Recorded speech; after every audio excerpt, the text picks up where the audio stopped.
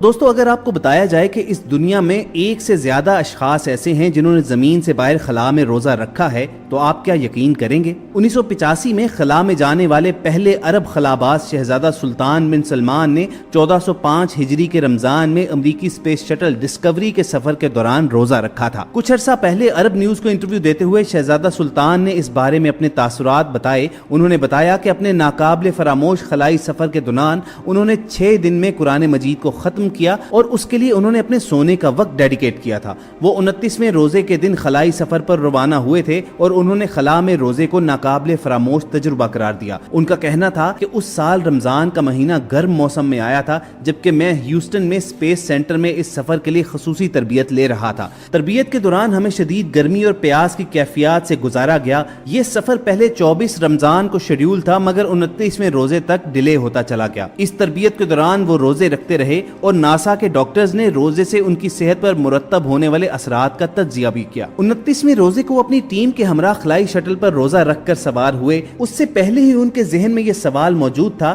کہ آخر وہ خلا میں روزے کیسے رکھیں گے۔ چنانچہ انہوں نے اپنا یہ سوال سعودی عالم شیخ عبدالعزیز بن باز سے مشورہ کر کے حل کر لیا۔ سعودی شہزادے کا کہنا تھا کہ مذہبی عالم نے مجھے بتایا کہ میں سحر اور افطار اس وقت کے مطابق کروں جہاں سے میں روزہ رکھ کر سفر پر روانہ ہوا تھا۔ میں نے چونکہ اپنا سفر فلوریڈا سے شروع کیا تھا، چنانچہ اس امریکی ریاست میں سورج غروب ہونے کا وقت میرے ذہن میں موجود تھا، لہٰذا میں نے اسی وقت کے مطابق افطار بھی کیا۔ جبکہ انہوں نے ریڈیو میں سنا کہ سعودی عرب میں اگلے دن عید منائی جا رہی ہے، تاہم انہوں نے خلا میں دیکھا کہ اس دن نیا چاند انہیں بالکل نظر نہیں آیا، بلکہ اگلے دن انہوں نے نئے چاند کو دیکھا تو سعودی سائنسی ٹیم کو اس بارے میں آگاہ کیا۔ اس کے بعد سعودی حکام میں تحقیقات کر کے یہ تصدیق کی کہ رمضان کا ایک روزہ غلطی سے رہ گیا ہے اور اس دن عید منائی جا چکی ہے، اس لیے اس کا کفارہ ادا کرنا ہوگا۔ شہزادہ سلطان بن سلمان کا کہنا تھا کہ انہوں نے اس خلائی سفر کے دوران نمازیں زمین کے وقت کے مطابق پڑھی، جبکہ وضو کے لیے گیلے نیپکن کا استعمال کیا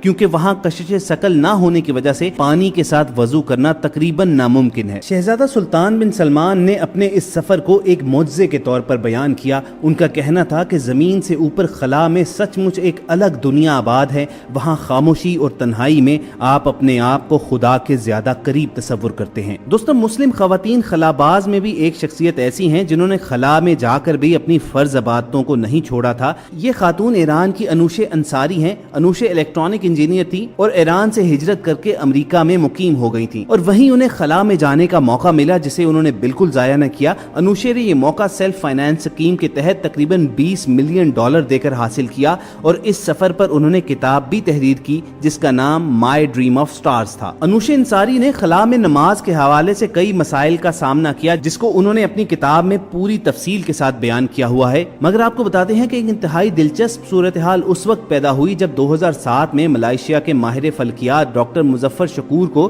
ملائیشین گورنمنٹ نے خلا میں بھیجنے کا فیصلہ کیا تو ان کے اس ٹرپ میں رمضان کے روزے بھی آ رہے تھے اور انہیں اپنی سب سے اہم عبادت نماز کی بھی فکر تھی جس کی چھوٹ کسی مسلمان کو نہیں ہے۔ ڈاکٹر مظفر چونکہ دیندار آدمی تھے اس لیے انہوں نے اپنا مسئلہ ملائیشین گورنمنٹ کے سامنے رکھا کہ میں وہاں نمازیں اور روزے کس طرح ادا کر سکوں گا، کیونکہ اجرام فلکی کے مدار کے مطابق زمین کی حرکت کی رفتار 27,577 کلومیٹر فی گھنٹہ ہے اور وہاں سے مکہ کی طرف منہ کر کے نماز کیسے ادا کروں گا جبکہ میں خلا میں اور مکہ زمین پر موجود ہوگا۔ ڈاکٹر مظفر کے سامنے دوسری مشکل یہ تھی کہ وہاں 24 گھنٹوں میں 16 بار دن اور رات کا نقشہ بدلتا رہتا ہے۔ ان کا کہنا تھا کہ اگر میں سورج کے طلوع اور غروب کے مطابق نمازیں ادا کروں تو ہر 18 منٹ کے بعد ایک نماز پڑھنی پڑے گی اور اسی طرح ایک دن میں 80 نمازیں ادا کرنا ہوں گی اور اسی طرح روزے بھی ایک دن میں 16 رکھنے پڑیں گے۔ ملائیشین گورنمنٹ کے لیے یہ شرعی مسئلہ انتہائی دلچسپ صورتحال اختیار کر گیا کہ ڈاکٹر مظفر شکور کی کیسے رہنمائی کی جائے جس سے وہ خلا میں اپنی عبادات شرعی طریقے سے کر سکیں اور ان کا ٹرپ بھی منسوخ نہ ہو۔ ملائیشیا میں ڈاکٹر مظفر شکور کے اس مسئلے کو لے کر دلچسپ بحث چھڑ گئی۔ کوئی کہنے لگا کہ خانہ کعبہ تو زمین پر ہے اور جیسے خانہ کعبہ کی چھت پر نماز جائز نہیں اسی طرح خانہ کعبہ کے اوپر بھی نماز جائز نہیں۔ کسی نے یہ نقطہ اٹھایا کہ نماز روزہ تو انسان کے لیے زمین پر فرض ہے، جب وہ زمین پر ہیں ہی نہیں اور زمین کی کشش سے باہر نکل گئے ہیں تو پھر وہ زمینی عبادات کرنے سے آزاد ہیں۔ کسی نے کہا کہ خانہ کعبہ کو نیچے تصور کر کے نماز पढ़ना खाना काबा की बेहुरमती है।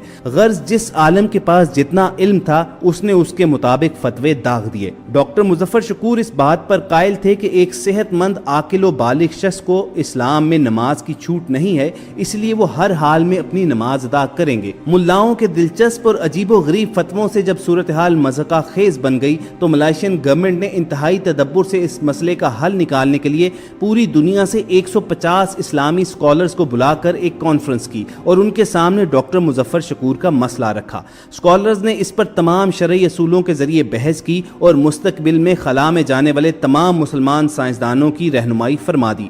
काबा की समत के लिए डॉक्टर खलील मोहम्मद, जिनका ताल्लुक सैन डियागो यूनिवर्सिटी से था, उन्होंने कहा कि अगर काबा नजर आ रहा है या उसकी सही डायरेक्शन का इल्म है तो उस तरफ मुंह कर लें। अगर आप इसमें कामयाब नहीं होते तो जमीन पर जिस भी समत का अंदाजा कर लें, आप उस तरफ मुंह करके नमाज पढ़ सकते हैं। उसके बाद ये मसला कि खला में नमाज की अदायगी कैसे की जाए, क्योंकि जमीन मुसलसल मुतहर्रक है और अगर समत का अंदाजा कर भी लिया जाता है तो अगले ही लम्हे खाना काबा का मकाम तो वहां से हरकत करके अपनी समत बदल चुका होगा। तो क्या नमाज पढ़ने वाला शख्स भी अपनी पोजीशन उसी रफ्तार से कैसे बदलता रहेगा और खला में जमकर खड़ा होना भी मुमकिन नहीं है। स्कॉलर्स ने इस नुक्ते का बड़ा ही खूबसूरत हल बताया और 5 मुख्तलिफ तरीकों से नमाज की अदायगी का बताकर सारे मसले को आसान कर दिया। इन इस्लामी स्कॉलर्स का कहना यह था कि पहला तरीका तो यह है कि अगर सीधा खड़ा होकर नमाज अदा नहीं की जा सकती तो फिर जिस तरह भी और जितना भी खड़ा हुआ जा सकता है खड़े होकर नमाज पढ़ सकते हैं। दूसरा तरीका जो डॉक्टर मुजफ्फर को बताया गया वो ये था कि बैठकर या बैठने की पोजीशन में जिसमें आपका चेहरा आपके घुटनों को छू रहा हो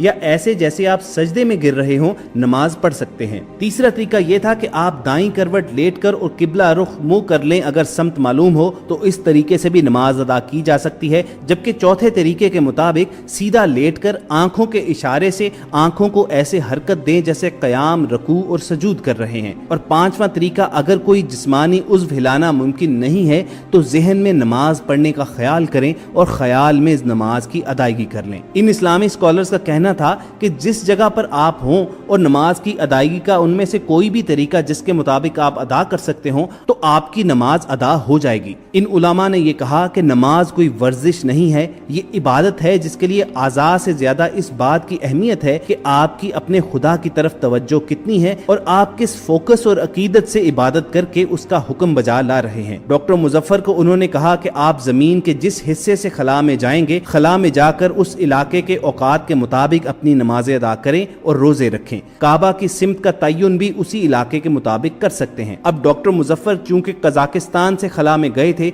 इसलिए उन्होंने तमाम नमाजें और रोजे कजाकिस्तान के औकात के मुताबिक ही अदा किए। अगरचे इन स्कॉलर्स ने डॉक्टर मुजफ्फर को यह भी कहा कि अगर उन्हें अपने काम की वजह से खला में रोजों में कोई दुश्वारी पेश आ रही हो तो वो रोजे जमीन पर कजा कर सकते हैं, जबकि नमाजें जिस भी मुमकिना हालत में अदा कर सकें वो कजाकिस्तान के टाइम के मुताबिक अदा कर लें। मगर डॉक्टर मुजफ्फर ने अपने रोजे और नमाजें खला में भी जाकर अदा की। दोस्तों, शहजादा सुल्तान बिन सलमान और डॉक्टर मुजफ्फर शकूर के इन ट्रिप से पैदा होने वाली सूरत हाल का मुसलमान स्कॉलर्स ने इल्मी बहस के बाद खूबसूरत हल निकाल दिया और साबित किया कि इस्लाम इल्म का दीन है। अगर इस वीडियो से आपके इल्म में इजाफा हुआ हो तो इसे लाइक और शेयर करके फेसबुक और व्हाट्सएप के जरिए दूसरे लोगों तक भी पहुंचाइए। और अगर आपने अभी तक हमारा चैनल सब्सक्राइब नहीं किया हुआ तो रेड बटन पर क्लिक करके और बेल आइकॉन को प्रेस करके हम सबके सब्सक्राइबर बनना मत भूलिए ताकि ऐसी इन्फॉर्मेटिव वीडियोस आपको मुस्तकबिल में भी मिलती रहें।